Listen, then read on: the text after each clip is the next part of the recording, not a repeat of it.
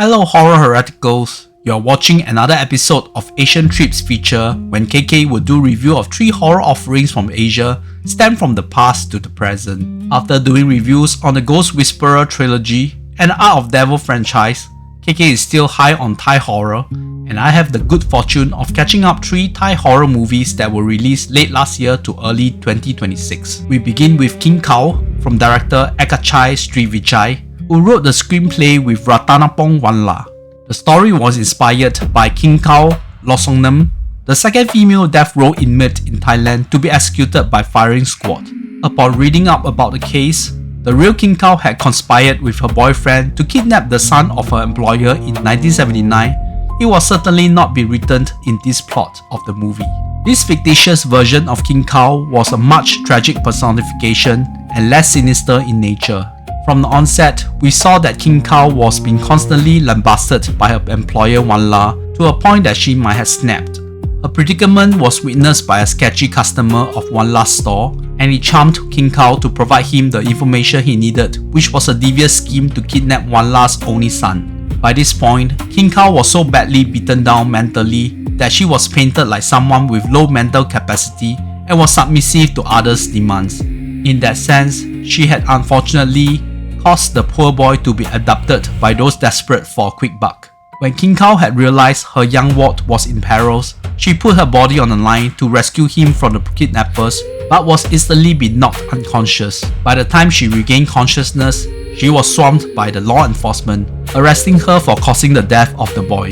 As a distraught Kingkaew pleaded for innocence while being emotionally destroyed by the demise of the young ward, who was the only person in the world at that point she held kinship with. Her pleas went to deaf ears and was immediately sent to the gallows, executed by live firing.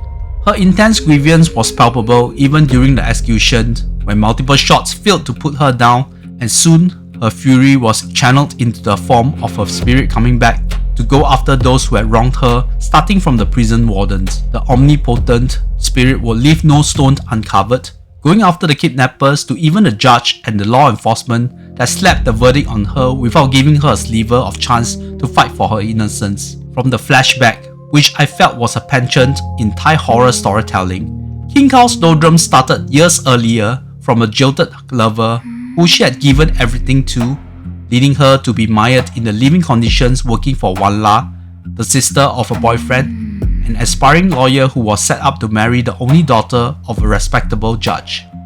Was it a convenient twist of fate, or everything was concocted from the start, but her lawyer ex-boyfriend Ham and his judge father-in-law had their hands in sending her to the gallows in world record time. Therefore, this was another prime example of the evil nature of mankind, sowing the seeds of their own ill fortunes to follow. Be it in Thailand or any part of the world, be it in the year 1979 or 2026, the unyielding need to maintain social status and wealth, knowingly bullying those who could not fight back, and worse still, treating their mortality as dispensable. When you have the gumption to dish out your form of justice, be prepared to accept the consequences even if it comes in the most horrible, unnatural manner. For Kingkaew, revenge is a dish served best if those who had wronged her or consequentially led her to a death were being tortured in the most visceral manner she could conceive. Director Srivijay and co-writer Wanla did not go overboard with the black magic that led to all these supernatural phenomena, but it was still there. They did not explain how Kingkaew was able to transform into that powerful entity that even seasoned spiritual master had problem keeping her on the leash. We just assumed it was that immense grievance simmering. Some scares were decent, as well as some gory kills being lined up, but this felt like not a main selling point for the filmmakers. It was about the injustice and karma, and it showed, and you are supposed to cheer for the ghost of Kingkaew and how she tormented her victims. In the usual sensibility of casting beautiful actors even for Thai horror, I thought the casting for this film went the other way and felt televisual, and their performances also felt a bit soap opera-like, especially the prison warden and the spiritual master. Our heroine Kingkaew was played by 45-year-old actress Intira Charoenpura, more affectionately known by her nickname Sign. Her perms dated for the time period and always dressed like a servant definitely reminded me of Karen Mock's character from Stephen Chow's The God of Cookery. She was convincing as someone constantly being bullied, And when we know how her life had gone from 7th heaven to the deep chasm of hell at the behest of some people, you could not help but to sympathize with her. As an entity back for revenge, Kingkaew exuded the ability to scare the victims and audience alike. It was not hard for Sign to play a ghost that audience would easily sympathize with when she had played the titular Maynard, the ghost's wife who reunited with an unsuspecting husband who returned from war in the monumental Thai horror movie Nanak. As we conclude, I would also like to give credits to the rustic aesthetic of period Thailand, but with many places in that country still stuck in time, it was not hard to recreate the time period as we constantly seen in modern Thai movies we have covered in this channel of late. Kingkaew is now available to watch on Netflix. As mentioned, it was an intention to make it like a revenge film in the style of I Spit on Your Grave, using supernatural horror as the medium, but nothing memorable with the scares. I do find the relationships between characters that affected Kingkaew to be a bit convenient, but I was wrapped up with the story for most of the film for sure. This movie is to be awarded 6.5 out of 10. We follow up Kingkaew about a wrongful death leading to unrelentless haunting from the spirit, with Kang Baan or Our House, supernatural horror inspired by true events of a woman being mangled physically and mentally, resulting in her spirit returning to haunt those who were tied to her death. Written and directed by Kongkyat, another director who came from the Ronin team and had written the screenplay for Coming Soon, a movie reviewed previously on Asian Trips. The plot of this movie was a rejig of a story shared on the uber popular The Ghost Radio podcast, with it being told by a caller into the radio show for the length of the movie. Win and Pat were a couple expecting their first child and were over the hill when they were able to buy a nice house in a quiet neighborhood for an attractive price. Once again, when it was too good to be true, there's always a catch. As soon as the couple moved in, they started seeing apparitions and experiencing a string of unexplained occurrences. The lady staying opposite them was always giving them a hostile look, and even dressed up as a creepy dolled-up Thai traditional dancer. To calm his wife, Win spared no expense to get the house blessed with a proper religious ritual before their infant daughter arrived to this world to their utmost delight. A stay-in babysitter was hired to assist Pat during this stressful period with the baby, but she started behaving strangely like she was trying to seduce Win, a result of being possessed by the entity residing in their house. Things did not end well for the young babysitter, and even when her girlfriend, an occult practitioner, had problems dealing with the accursed household. To protect his wife and daughter, Win sheltered them with his in-laws while trying to stay in the house to see if the hauntings would come down. When he brought home a group of boisterous, all-male colleagues to his place in what we Chinese might refer to adding on to the yang energy, one of his colleagues suffered a traumatic accident after being affected by the female entity in red. Win and Pat will be visited by a relative of the previous owner of the house, a family of 3 like Win's family who all died tragically in this house. At this juncture, Win's sanity was badly tested and was being institutionalized. To be honest, the abode is by no means humble in Singapore standard, and I could empathize his staunch refusal to give up on the house. In the end, the desperate family seek help from the hostile neighbor before Win unraveled the mystery behind the serial deaths and hauntings in his house. Going into the movie and saw the 2-hour-long runtime, I was daunted over the fact on whether if I could survive if the movie was run-of-the-mill and the scares were predictable. Komsiri certainly was not dragging his feet when pushing out the scares in the first act, and things get a bit repetitive and ponderous in the middle as we witness the breakdown of Win and Pat without a resolution in sight. But when we come to the third act, I was totally into the movie. It started with the time-traveling trance when Win went back to find out what was actually going on with the previous family and the issues leading up to the haunting. Komsiri ingeniously sink in the bait with a sadomasochistic sex scene in a stormy night before I watched the most disturbing scene I had seen in a while, or something I thought I would see in the Art of Devil series. In fact, there was nothing from those 5 movies that ever come close to what transpired in this particular scene. After understanding the truth behind the grudge this entity bore, Win enlisted the help of that neighbor who was adamant not to meddle into their affairs until a plea from Win's toddler, which also effectively melted me, to resolve this haunting that plagued the house once and for all by leading the entity for reincarnation. It was of course easier said than done, but this was when we have a major swerve in the plot involving our protagonist. I did not get the point when the neighbor medium was screaming in disgruntlement about someone in their party not revealing the truth, but it became apparent in no time. This part of the movie with the ritual to come face to face with the malevolent entity felt like a prime exorcism movie or something we have seen in Asian horror like Exuma. The series of attacks from scary manifestations also reminded me of the Deadites from the Evil Dead franchise, filled with malice and evil which could not be reasoned with. The connection Wynn had with the house and the entity certainly felt too coincidental and unrealistic. Yet from scary stories of karmic returns, sometimes things were in motion in the background to bring those who tried to run away to come face to face with the music. These revelations would lead to the self-sacrificial scene, which Komsiri would pay homage to another horror classic, but generally was inspired by Fajia's The Substance for the body horror element. The mid-credit scene also gives us the taste of what Komsiri and its writers are cooking, which I do hope they have in them to follow up. By that point, it might steer too far from the source material. In conclusion, because of the intriguing climatic showdown, the runtime was a breeze for me. There was no extraordinary way of storytelling, and the performance was decent across the board. Perhaps the soft spot was given to the cute little girl who played Wynn's daughter, which made me at the edge of my seat sweating over her safety at one crucial scene when the entity was messing with everyone's head by mimicking their voices.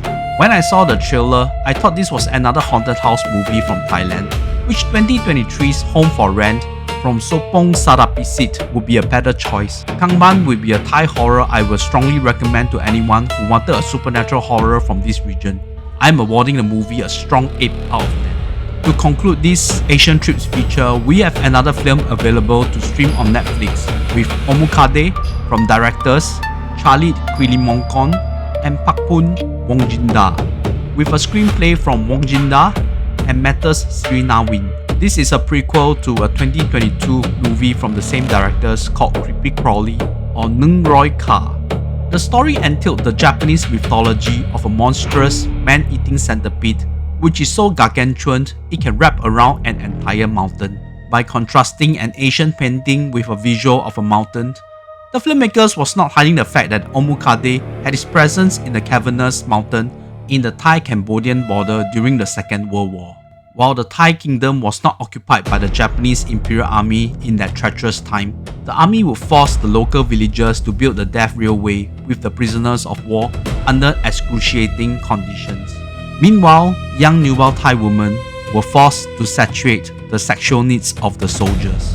There was a story that spread among the Japanese army that a village leader by the name of Notong, who refused to concede to the demands of the army and even siphoned trapped villagers from these camps, thus becoming a wanted man as demanded by the general. For the first half of the movie, it felt like a classic suspense thriller of people fighting to escape from the clutches of the cruel Imperial Army with a tinge of espionage. There were double agents leading to a cat and mouse game into the mountain where the centipede creatures resided. That very moment with the string of characters realizing they have to venture into the mining caves, it reminded me of the Fellowship of the Ring into the mines of Moria. Sano, the daughter of the legendary Notong, had assassinated the general of the Imperial Army, and his right-hand man Akira, a good-natured officer who built a close rapport with the soldiers, led a few of this reliable cohort to hunt down Sano as well as an escaped British POW. He was joined by the turncoat from one of the Thai villages by the name of Duang, who fostered a relationship with Sano and her missing father, while there were also a couple of mercenary villagers who armed themselves with the Japanese weaponry, proving to be more of a hindrance than help for Sano's party. Just as the Japanese soldiers were cornering their captives, the Allied forces' warplanes arrived, dropping bombs on the completed bridge, an important route in their quest to conquer the whole Southeast Asia, and started spraying bullets at the Japanese soldiers spotted on the mining mountain. This gave the eluding party the leeway to hide inside the dark chasm, while the surviving Imperial Army was also trapped in the cave as the entrance was blocked from the barrage of artillery from the plains. If anyone thought that the caves were a respite, they were given a rude awakening very soon, as giant centipedes with their sharp mandibles and venomous spray started targeting live human victims. The scary part was that the centipedes would take over the spinal cord of its victims, turning them into a zombie state before tearing their cranium from the head revealing a creepy creature with a human head with the jaws of a centipede. Sano and Duong would ward off the centipede hybrids with fire, while Akira and his companion will acknowledge the myth of Omukade in Japanese folklore, using their own way to curb the attack. Omukade is a full-fledged creature feature which would not look out of place from my previous review. The audience had to brace themselves to root for the various characters, finding the minuscule opportunity to fight their way through the unforgiving mountain caves and the insidious nest of giant man-eating centipedes. I have to say I thoroughly enjoyed the visuals the filmmakers have introduced with regards to Omukade and those zombie hybrids, and especially an elephant centipede hybrid. In an earlier scene, we saw how one of the bigger centipedes had caught and devoured an Asian elephant in the wild. When our characters thought they could breathe a sigh of relief, a humongous silhouette of a creature crawling on the cave wall, only to reveal that it was the hybrid. I was stoked at the sight. As the characters entered the mother lode, they saw the queen Omukade in hibernation mode. The size of the creature was enough to make you shudder, especially you can see live human beings entrapped in various sacs on the segments of the body. However, when the queen was awakened, the size was not as impressive as I had assumed, but I could understand the scale was taking into consideration the action set piece for the climatic end which would look absurd in the confined space.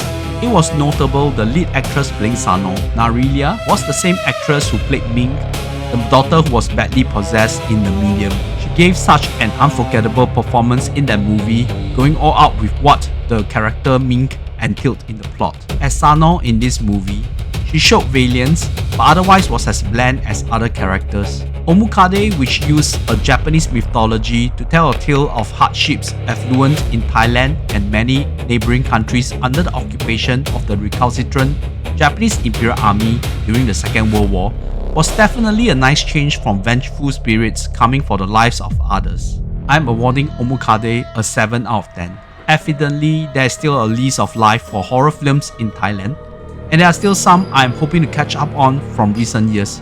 So stay tuned on this channel for more Asian trips feature with Thai horror like this. As usual, don't forget to hit the like button and share it if you can.